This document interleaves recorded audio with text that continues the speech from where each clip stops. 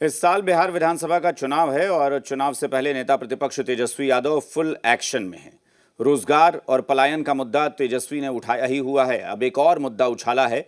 नौकरी और आरक्षण के मुद्दे पर वो भारतीय जनता पार्टी को घेरने में जुटे हैं।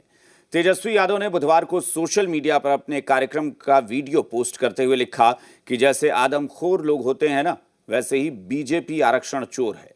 तेजस्वी के इस आरोप के बाद पटना के सियासी गलियारे में बवाल मच गया। आरक्षण के मुद्दे पर आक्रामक हुए तेजस्वी। तेजस्वी ने बीजेपी को बताया आरक्षण चोर।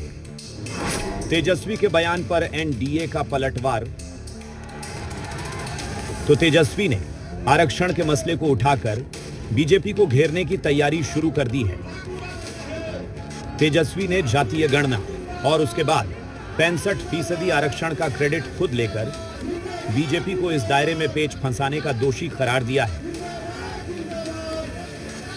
बीजेपी जो है आरक्षण खोर है और आरक्षण चोर। 63% हम लोगों का आरक्षण खा गया, आज 16% आप लोगों को नुकसान हो रहा है। तेजस्वी ने वो दांव चला है जिसके जवाब में बीजेपी को फंसाना है और बीजेपी इसका जवाब परिवारवाद से देना चाहती है। बिहार में अगर सबसे ज्यादा किसी ने दलितों का, पिछड़ों का और समाज में पिछड़े हुए जो हमारे साथी हैं उनका अहित किया है तो वो लालू प्रसाद यादव और उनके परिवार ने किया है। लालू प्रसाद यादव जी ने जब भी किसी चीज की मांग की तो सिर्फ और सिर्फ अपने परिवार के लिए किया। लेकिन बीजेपी की इस दलील से क्या सियासी दाल गल जाएगी? आरक्षण का मसला शांत हो जाएगा? विरोधियों को लगता है कि बीजेपी इस दांव में फंस जाएगी।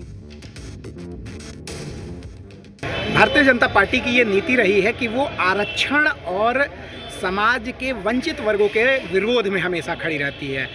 ये उनके डीएनए में है, क्योंकि वो शुरू से देश में समरूपता और एकता की बातों को नकारते रहे हैं।